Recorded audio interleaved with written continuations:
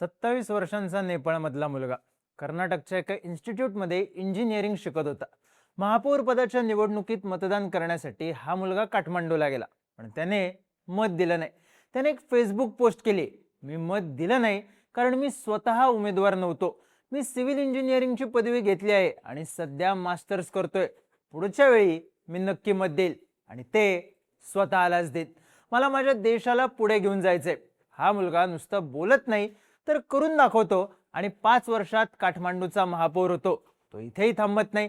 पुढच्या 4 वर्षात तो स्वतःचा पक्ष स्थापन करतो आणि नेपाळमधल्या तरुणाईच्या पाठिंब्यावर फक्त 35व्या वर्षी थेट नेपाळचा पंतप्रधान होतो. त्याचं नाव बालेंद्र शहा अर्थात बालेन शहा. रॅपर पासून पंतप्रधान झालेल्या बालेन शहा यांनी इतिहास रचला. 18 वर्ष कधी काँग्रेस तर कधी कम्युनिस्ट सरकारांनी राज्य केल्यानंतर 27 मार्च 2026 ला नेपाळला नवीन पक्षाचा नवीन प्लेयर मिळाला. बालेन शहा यांच्या राष्ट्रीय स्वतंत्र पार्टीने पूर्ण बहुमत असलेलं सरकार आणलं. नेपाळमध्ये 1959 पासून कोणत्याच पक्षाला एवढं मोठं यश मिळालं नव्हतं. पण बालेन शहांची लोकप्रियता इथेच थांबत नाही, तर पंतप्रधान झाल्यानंतर त्यांनी निर्णयांचा जो धडाका लावलाय त्याची चर्चा नेपाळसह इतर देशांमध्ये सुद्धा होतीये.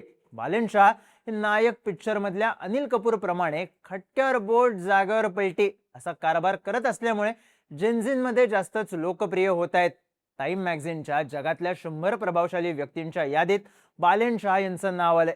पंतप्रधान झाल्यानंतर फक्त महिन्याभराच्या आत बालेन शहा यांनी कोणते निर्णय घेतले, त्यांना नेपाळचे नायक का म्हणलं जातंय, पाहूयात या व्हिडिओमधून. नमस्कार, मी चिन्मय आणि तुम्ही पाहताय बोलबिडू. बालेन शहा यांनी घेतलेला पहिला मोठा निर्णय म्हणजे आश्वासनं पूर्ण करणं. 27 मार्चला पंतप्रधान पदाची शपथ घेतल्यानंतर दुसऱ्याच दिवशी बालेन शहा यांनी घेतलेला पहिला निर्णयच धाडसी आणि धडाकेबाज होता. नेपाळच्या माजी पंतप्रधानांनाच अटक करण्याचा. गेल्या वर्षी नेपाळमध्ये झालेल्या जेन्झी आंदोलनातल्या मृतांना न्याय देण्याचं आश्वासन बालेन शहांच्या पक्षाने दिलं होतं. नेपाळच्या या आंदोलनात पोलिसांकडून झालेल्या गोळीबारात 30च्या आसपास नेपाळी तरुणांचा मृत्यू झाला. या हत्याकांडाच्या चौकशी अहवालात तत्कालीन पंतप्रधान के.पी. शर्मा ओली आणि तत्कालीन गृहमंत्री रमेश लेखक दोषी असल्याचं सांगण्यात आलं. पोलिसांनी 4 तास न थांबता गोळीबार सुरू ठेवला, जो थांबवण्यासाठी तत्कालीन पंतप्रधान आणि गृहमंत्र्यांनी काहीही केलं नाही. त्यामुळेच आंदोलनात तरुणांचा मृत्यू झाल्याचं अहवालात नमूद करण्यात आलं. बालेन शहा यांच्या सरकारने आपल्या कार्यकाळाच्या पहिल्याच दिवसापासून या अहवालानुसार कारवाई करण्याचा निर्णय घेतला. 28 मार्चला के.पी. शर्मा ओली आणि रमेश लेखक यांना अटक झाली. कायद्यापेक्षा कोणीही मोठं नाही, हा कोणाचाही बदला नाही, तरी न्यायाची सुरुवात आहे, असं नेपाळचे गृहमंत्री सुदान गुरुंग यांनी या अटकेनंतर म्हणलं होतं. एवढंच नाही तर जेन्झी आंदोलनात ज्या तरुण आंदोलकांचा मृत्यू झाला त्यांच्या कुटुंबियांना सरकारी नोकरी देण्याचा निर्णय सुद्धा शहा यांच्या सरकारने घेतला. सत्तेची सूत्र हातात घेताच बालेन शहा दिलेली आश्वासनं पूर्ण करत असल्यामुळे नेपाळी जनतेनं आणि विशेषतः जेन्झींनी त्यांचं जोरदार स्वागत केलं. बालेन शहा यांचा आणखी एक निर्णय म्हणजे सरकारच्या मंत्रिमंडळाची रचना. बालेन शहा यांच्या मंत्रिमंडळात 14 मंत्री आहेत, ज्यात 5 महिला आहेत. मुख्य म्हणजे या मंत्रिमंडळातले 10 मंत्री हे 40 पेक्षा कमी वयाचे आहेत, तर सगळ्यात ज्येष्ठ मंत्र्यांचं वय 51 वर्ष आहे. दक्षिण आशियाई देशांमधलं हे सगळ्यात तरुण मंत्रिमंडळ आहे.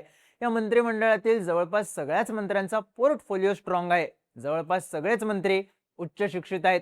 नेपाळचे अर्थमंत्री डॉक्टर स्वर्णिम वागले स्वतः मोठे अर्थतज्ञ आहेत. त्यांनी अर्थशास्त्रात PhD केली. जागतिक स्तरावर युनायटेड नेशन्स डेव्हलपमेंट प्रोग्रामचे मुख्य सल्लागार म्हणून सुद्धा त्यांनी काम केले. वकील, PhD केलेले विद्वान बालेन शहांच्या मंत्रिमंडळात आहेत.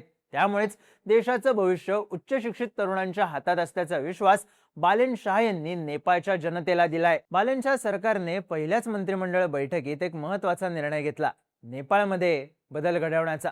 मंत्रिमंडळ बैठकीत शहा सरकारने 100 पॉइंट अजेंडा तयार केला, ज्यात भ्रष्टाचार रोखणं आणि नेपाळला प्रगत राष्ट्र बनवण्याचं उद्दिष्ट ठेवण्यात आलंय. ज्यात डिजिटल फर्स्ट गव्हर्नन्स, आर्थिक विकासासाठी प्रोग्राम तयार करणं, शिक्षित तरुणांच्या बुद्धिमत्तेचा योग्य प्रकारे वापर करणं अशा काही सुधारणांसाठी एक रोड मॅप बालेन शहा सरकारने तयार केला आहे. नेपाळला मध्यम उत्पन्न असलेला देश बनवणं, पुढच्या 5 वर्षात दारिद्र्याचं प्रमाण 10% कमी करणं, पुढच्या 5 वर्षात नेपाळचा जीडीपी $100 बिलियन पर्यंत नेणं अशी काही टार्गेट्स पूर्ण करण्यासाठी नेपाळ सरकारने प्रयत्न सुरू केलेत. सामान्यांना सरकारी कामांसाठी हेलपाटे मारावे लागू नयेत म्हणून बालेन सरकारने आणलेल्या डिजिटल ई गव्हर्नन्स पॉलिसीचं मोठं कौतुक होत आहे. पासपोर्ट, ड्रायव्हिंग लायसन्स, नागरिकत्व प्रमाणपत्र अशी कागदपत्र मिळवण्यासाठी आता नेपाळच्या जनतेला सरकारी कार्यालयाची पायरी चढायची गरज नाही. ही सगळी कागदपत्र फक्त 100 दिवसात लोकांच्या घरी पोहोचतील अशी यंत्रणा नेपाळ सरकार तयार करते.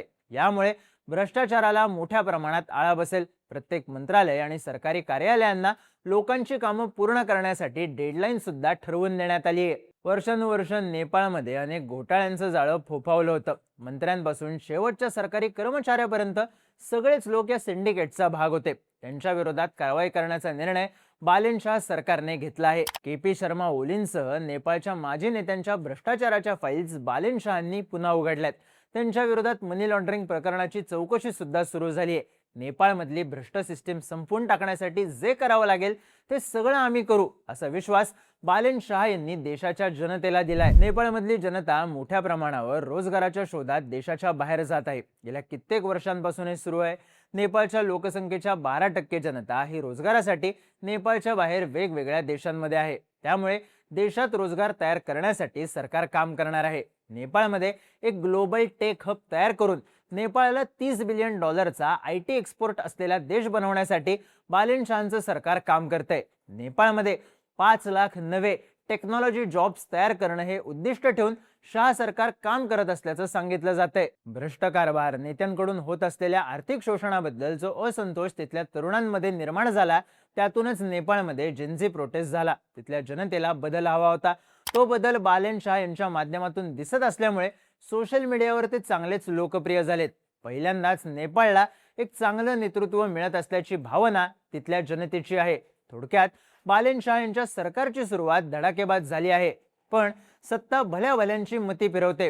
त्यामुळे इतर नेत्यांप्रमाणे बालेन शाह यांनी न बदलता प्रामाणिक कारभाराचे सातत्य असंच ठेवावं अशी अपेक्षा सुद्धा नेपाळी जनतेची आहे.